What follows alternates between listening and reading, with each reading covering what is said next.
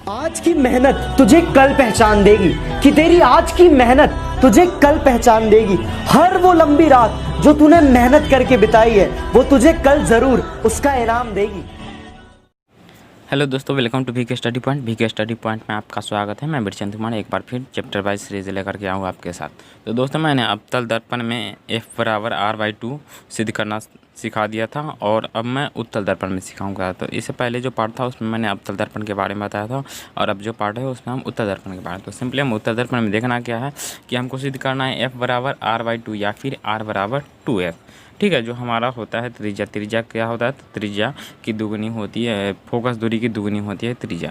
ठीक है, तो इसमें हमको सिद्ध करना था। सिंपली हम क्या करेंगे, सिंपली एक दर्पण ले लेंगे, उत्तल दर्पण, और उत्तल दर्पण ले लेंगे तो और इसको डिनोट कर देंगे MN। दर्पण का कुछ नाम दे दिए, ठीक है। और ये हमारा क्या हो जाएगा, तो ये हमारा प्रधान अक्ष, P हमारा क्या हो जाएगा, ध्रुव, ये सेंटर, ये भी बता दिए हैं, और ये हमारी प्रकाश की आपतित किरण जो अनंत से आ रही।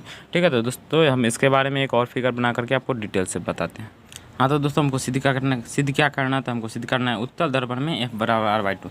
तो देखिए दोस्तों, हम एक गोलीय दर्पण ले लेते हैं। ठीक है, ये गोलीय दर्पण ले लिए, ठीक है, और इसका हम अंदर का भाग कलर कर देंगे। ठीक है, इसका हम अंदर का भाग कलर कर देंगे तो ये हमारा क्या हो जाएगा, ये हमारा उत्तल दर्पण हो जाएगा। ठीक है, अब इस दर्पण को हम कुछ नाम दे देते हैं, जैसे हम मान लिए कि M और N। ठीक है, हमने दर्पण का नाम दे दिया, और इसका जो होता है मध्य बिंदु, जिसको हम क्या कहते हैं, P यानी ध्रुव। ठीक है, ध्रुव, और इसका भी केंद्र होता है, जैसे वृत्त का केंद्र होता है उसी प्रकार इसका भी केंद्र होता है। तो इसको क्या कहते हैं, वक्रता केंद्र कहते हैं। ठीक है, वक्रता केंद्र कहते हैं। दर्पण के ध्रुव और वक्रता केंद्र को मिलाने वाली रेखा को क्या कहते हैं, तो प्रधान अक्ष कहते हैं। क्या कहते हैं, ये समानांतर रेखा को इसको प्रधान अक्ष कहते हैं। लेकिन वक्रता केंद्र और ध्रुव के बीच दूरी को क्या कहते हैं, इसको कहते हैं वक्रता त्रिज्या। क्या कहते हैं, इसको कहते हैं वक्रता त्रिज्या। P और C के बीच की दूरी को वक्रता त्रिज्या कहेंगे, लेकिन ये जो रेखा है ना, इसको क्या कहेंगे, तो इसको प्रधान अक्ष कहेंगे। ठीक है, तो सिंपली हमको करना क्या है, इसमें हमको F बराबर R/2 सिद्ध करना। तो क्या करेंगे, एक वस्तु है जो अनंत पर रखी है। ठीक, एक वस्तु है जो अनंत पर रखी है। ठीक, और ये हमारी R है। ठीक, ये हमारी A और B, इसका नाम अलग अलग दे दिया। ठीक, A और B, A भी एक वस्तु है जो अनंत पर है, इसको वस्तु या फिर आपतित किरण कह सकते हैं। ठीक है, जो दर्पण से टकरा क्या हो जाती है, दर्पण से टकरा कर ये परावर्तित हो जाती है। ठीक है, क्या होती है, ये परावर्तित हो जाती है। तो इसको हम इस प्रकार डिनोट करेंगे। जब परावर्तित हो जाती है आपतित किरण, ये बस दर्पण से टकरा कर जब परावर्तित हो जाती है, तो ये जो आपतित किरण है परावर्तित होने के बाद किससे गुजरती है, तो ये हम इसको यहाँ से डिनोट कर लेंगे। सॉरी, ये यहाँ से हो जाएगा ऐसा करके, हमारे यहाँ फोकस बिंदु से गुजरती है। कहाँ से, तो हमारे फोकस बिंदु से गुजरती है। ठीक है, और ये हमारा F हो जाएगा फोकस बिंदु। ठीक है, इसको हम F मान लेते हैं, F, जिसको फोकस बिंदु कहते हैं। ठीक है, और एक हो जाएगा जो वक्रता त्रिज्या यानी वक्रता केंद्र को मिलाने वाली रेखा, इसको क्या कहते हैं, इसको एक नॉर्मल कहते हैं इंग्लिश में। ठीक है, हिंदी में कहते हैं अभिलंब। ठीक है, तो ये हमारा अभिलंब हो जाएगा। तो देखिए दोस्तों, हमारा भाषा क्या कह रहा है कि माना, इसको हम भाषा में लिख लेंगे। ठीक है, फिगर को जैसे हमने बनाया, माना कि MN एक उत्तल दर्पण है। ठीक है, क्या बताया कि माना MN एक उत्तल दर्पण है जिसका ध्रुव P है, यहाँ पर P मैंने एक ध्रुव बना दिया। ठीक है, तथा वक्रता केंद्र C है। ठीक है, तो वक्रता केंद्र C भी बना दिया। अब क्या कह रहा है कि A भी एक आपतित किरण, तो देखिए AB क्या है, ये किरण के मुँह इस प्रकार, तो ये आपतित है। ठीक है, और ये किरण का मुँह इस प्रकार, तो क्या हो जाएगा, ये परावर्तित हो जाएगा। क्या कह रहा है कि AB एक आपतित किरण है OPC के समांतर। ठीक है, तो हम इसमें O किसी को नाम दे देंगे। ठीक है, ये P है, C है, तो O यहाँ पर ये जो है ना हमारा प्रधान अक्ष, इसका भी कुछ नाम होगा, तो हम इसको एक O कर दिए। ठीक है, तो OPC हमारा ये भी जो आपतित किरण है किसके समांतर है, तो OPC के समांतर है। ठीक है, अब आगे क्या कह रहा था, आगे कह रहा है कि और यहाँ और निकट या परावर्तन के बाद मुख्य फोकस से गुजरती है। देखिए जो परावर्तन हुआ, परावर्तन के बाद हमारा फोकस से गुजर रहा है ना, देखिए F, ये हमारा फोकस हो जाएगा, और इसके जो बीच की दूरी है इसको क्या कहते हैं, फोकस दूरी कहते हैं। ठीक है, और यहाँ से यहाँ के बीच की दूरी को हम वक्रता त्रिज्या यानी R से सूचित करते हैं। ठीक है, तो हम इसको सबको लिखेंगे भाषा में। मुख्य फोकस F से आती हुई प्रतीत होती है। क्या होती है, मुख्य फोकस F से आती हुई प्रतीत है। ये तो दर्पण से टकरा करके वहाँ चला गया, लेकिन हमको ये प्रतीत हुआ कि हाँ मुख्य फोकस से गुजर रही है। ठीक है। तो इसको हम इसी प्रकार अब बनावट कहते हैं।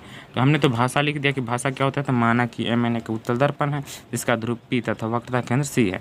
ए भी एक आपतित किरण है जो OPC के समांतर और निकट है। परावर्तन के बाद मुख्य फोकस F से आती हुई प्रतीत होती है। तो अब बनावट की बात करते हैं, बनावट क्या होता है। तो बनावट देखिए, बनावट में हम इस प्रकार करते हैं कि ये जो C है ना, C से हमने B को मिला, ये तो मिला हुआ नहीं था, C से भी हमने B को मिला, ठीक है, और ये नॉर्मल हो गया, ठीक है, ये हमारा अभिलंब बन गया, ठीक है। मिलाते हैं और n तक बढ़ाते हुए, तो ये हमारा n, ये हमारा n, ठीक है, जिसको हम नॉर्मल कहते हैं, इसलिए हम इसको n से सूचित करते हैं। और ये हमारा अपतन कोण, ये अभिलंब हो जाएगा। और इसके साथ जो कोण बनाएगा वो हमारा अपतन कोण I, और इसके बीच जो हमारा कोण बनाएगा वो हमारा परावर्तन कोण R हो जाएगा। क्या हो जाएगा? R हो जाएगा, ठीक है। अब हम क्या करेंगे, तो हम इसका भी कुछ नाम दे दें। ये का नाम हो गया, ये भी नाम हो गया, ये भी इसका बच गया। तो ABC, इसका नाम हम D दे देते। क्या करते हैं, इसका नाम हम D दे देते, ठीक, D हो गया, इसका नाम हमारा D हो गया था। अब लिखेंगे कोण ABN क्या है, देखिए AB और N आपतन कोण, ठीक है, और अभिलंब के साथ, आपतित किरण अभिलंब के साथ जो कोण बनाते हैं उसे क्या कहते हैं, आपतन कोण। तो ABN हमारा आपतन कोण हो गया, और NBD, ठीक है, NBD अभिलंब और परावर्तित किरण के साथ जो कोण बनाती है उसे परावर्तन कोण कहते हैं। तो परावर्तन कोण हमारा R हो गया, ठीक है। उसके बाद देखिए PF, P और F, PF हमारा क्या हो जाएगा, देखिए यहाँ पर दिखाई दे रहा है PF हमारा फोकस बिंदु है, ठीक है। तो फोकस बिंदु और ध्रुव के बीच की दूरी को क्या कहते हैं, फोकस दूरी कहते हैं। तो हमारा हो गया PF फोकस दूरी। अब देखिए PC क्या, PC हमारा वक्रता त्रिज्या, ठीक है।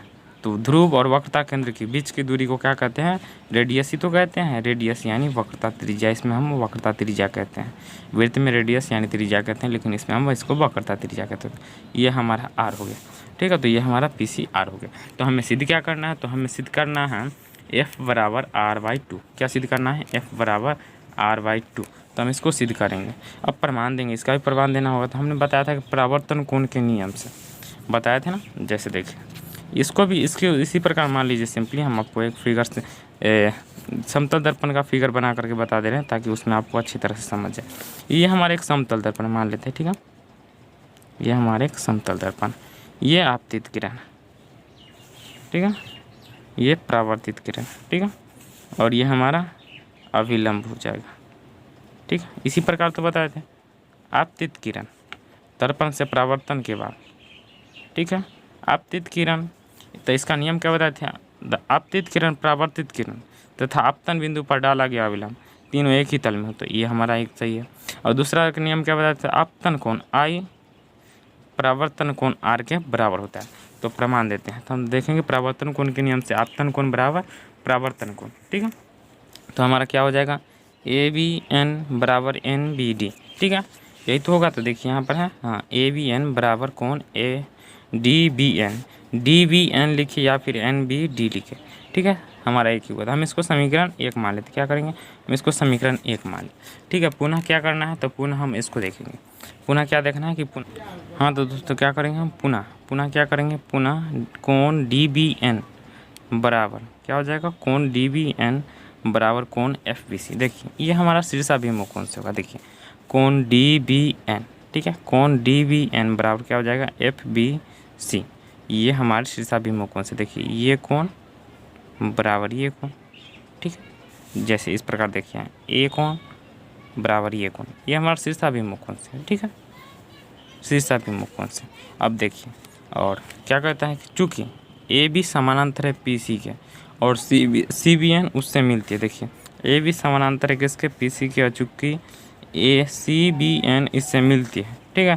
तो हमारा क्या हो जाएगा, हमारा हो जाएगा कोण AB, देखिए कोण ABN बराबर हो जाएगा किसके, FCB के, ठीक है। और ये संगत कोण से, तो संगत कोण हमारा क्या हो जाता है, ये कोण इसके संगत है, ठीक है, ये कोण इसके संगत है। तो हमारा संगत कोण से हो जाएगा, देखिए क्या करें, ABN हमारा ये कोण हो जाएगा इसके संगत FCB के, ठीक है। तो संगत कोण से आ गया। तो ये हमारा समीकरण 2 था और समीकरण 3। तो अब हम क्या लिखेंगे, हम लिखेंगे समीकरण 2 और 3 से। तो समीकरण 2 और 3 में देखिए कोण ABN, ठीक है। कोण ABN बराबर है किसके, कोण DBN के, ठीक है। तो हमारा कोण ABN से कोण DBN हमारा कट जाएगा, तो क्या बचेगा, हमारा बचेगा कोण FBC बराबर कोण FCB। तो हम लिखते हैं कोण FBC बराबर कोण FCB।